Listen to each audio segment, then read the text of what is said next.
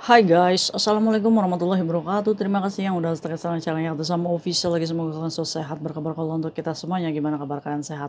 Alhamdulillahirrahmanirrahim guys, semua ras masuk ke doakan yang lagi sakit Allah sehatkan, teman guys yang berjuang dan memajikan tentunya diberikan kekuatan sampai finish, teman guys yang bahagia juga tentunya jangan lupa bersyukur. Gimana kabar kalian? Kaisam alhamdulillah sehat ya cuy ya.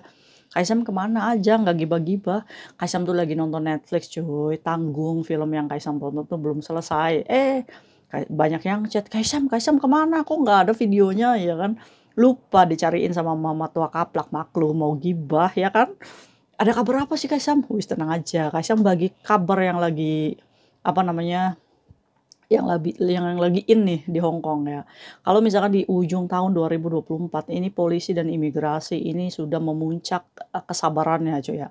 Warning pertama diabaikan, warning kedua diabaikan, ketiga ya wis digerebek aja ya. Ternyata cuy, orang-orang perempuan-perempuan yang cantik dari lahir yang menjual sel body ini banyak banget di Hong Kong. Bahkan kalian tahu nggak, ini direkrut, ada perekrutannya. Aduh, ampun ampun.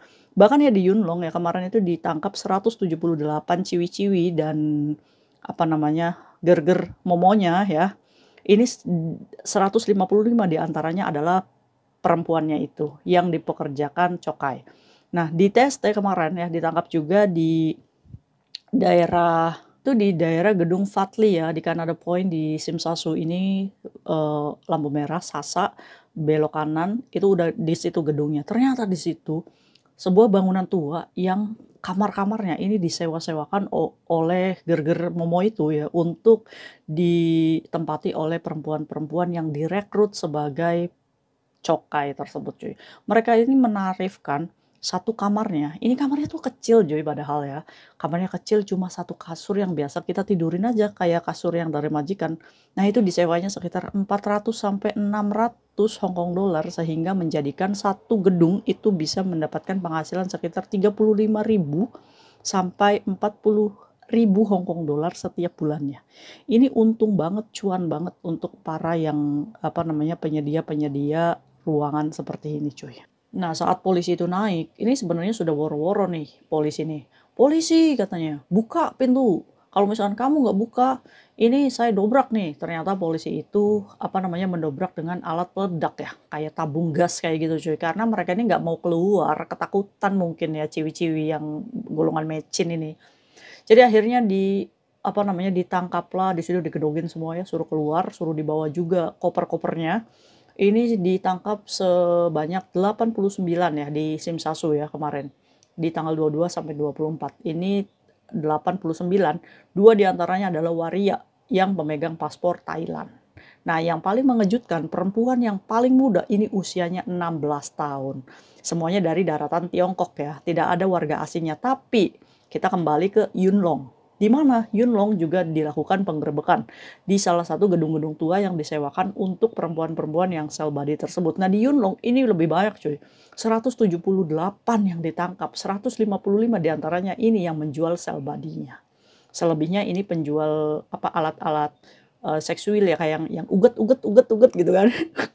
Ya kalian paham lah situ. Terus para gerger momonya juga ketangkap ya, yang pemilik gedungnya juga ketangkap, tapi 155 ini adalah ciwi-ciwinya. Dan di situ pun ada yang usianya 16 tahun. Jadi 16 tahun udah dijual cuy. Ini bukan dijual ya, ini sengaja merekrut mereka dari daratan Tiongkok dan bahkan 51 ini adalah warga asing. Apakah ada Indonesianya? Maybe yes. Nah, untuk pemilik gedungnya ini dituntut dengan pasal 143, 145 Undang-Undang apa namanya kejahatan ya, maksimal 7 tahun. Ini sebagai pemilik gedungnya menyediakan tempat untuk melakukan aktivitas tidak bermoral. Nah, kitanya nih sebagai perempuan ciwi-ciwi yang sel badinya ini dituntut dengan pasal 147 Undang-Undang Kejahatan yang menghasut orang lain untuk melakukan tindakan tidak bermoral. Itu pelanggaran coy. Nah, jadi ciwi-ciwi yang ditangkap itu cuy, mereka ini memasarkan badinya ini dengan harga 400 sampai 1.000 Hong Kong dollar, di mana dia harus membayar sewa kamar kecil itu sekitar 600 sampai 700 dolar. Gila. Kalau dua wilayah antara Simsasu dan Yuen Long aja digabungin, ini berarti perempuannya ini sudah lebih dari 250 perempuan yang sengaja menjual bodinya. Nah sekarang pertanyaannya, wah kacau juga ya Kak Isam, kalau kayak gitu kalau kita jual sel body saingannya banyak, jelas. Untuk itu, apa sih pembelajarannya? Untuk teman-teman Kak Isam, jangan mau diiming-imingi overstay atau hidup di luar. Karena hidup di luar ini sangat kejam, dimana kamu itu harus bertahan bagaimana caranya menyewa rumah, menyewa kos untuk makan dan lain-lain. Jadi kegiatan apa sih yang menghasilkan uang sangat cepat selain kamu melakukan aktivitas cokai gini atau sell body ya. Karena dalam pikirannya, oh cepat nih dapat duitnya. Tapi apa yang kalian lakukan itu melawan hukum pelanggaran, dimana saat kalian kerazia otomatis kalian harus menempuh keimigrasian kalian. Yang pertama, pasalnya kalian misalkan overstay, menyalahi izin tinggal. Yang kedua, melakukan kegiatan ini, menghasut orang lain untuk melakukan kegiatan yang tidak bermoral, itu juga suatu pelanggaran keimigrasian. Di mana pasal yang akan diterapkan ke kalian adalah pasal berlapis. Ya mungkin buat orang-orang yang merasa nggak takut sih ya, aman-aman aja gitu ya kan, karena dia tahu konsekuensinya itu pasti dia akan dapat.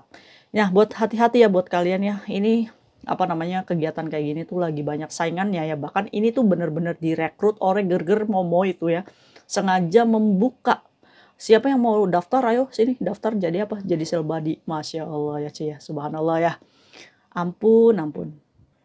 Nah itu ya cuy ya, jadi buat yang buka-buka panti pijat dan lain-lain itu pun ada undang-undangnya cuy, dimana pelanggarannya 50.000 Hong Kong dollar dan sel prodeo 6 bulan ya.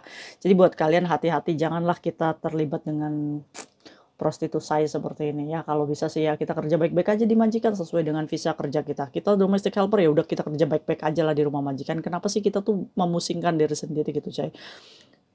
Kita dianggap sosialita di luar, tapi kita kerjanya ngangkang, ya buat apa gitu. Mungkin saat ini kewanitaan kamu atau misfi kamu itu masih oke ya, good quality ya.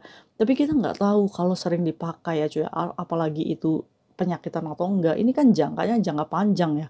Sedangkan kita tuh bukan muda terus. Semakin waktu ini kita semakin menua cuy. Menua dengan penyakit yang akan terlihat dengan jelas. Penyakit apa? Ya penyakit kelamin lah. Jadi buat kalian hati-hati aja deh ya, karena apa? Karena aset kita untuk hidup itu salah satunya apa? Anggota badan kita. Kalau salah satu aja yang sakit, yuk gimana? Kesiksa ya. Aduh, ampun. Ya pokoknya intinya gini ya. Dari penangkapan ini sebenarnya polisi itu sudah meworo-woro tuh udah beberapa kali pemilik gedungnya, tapi diabaikan.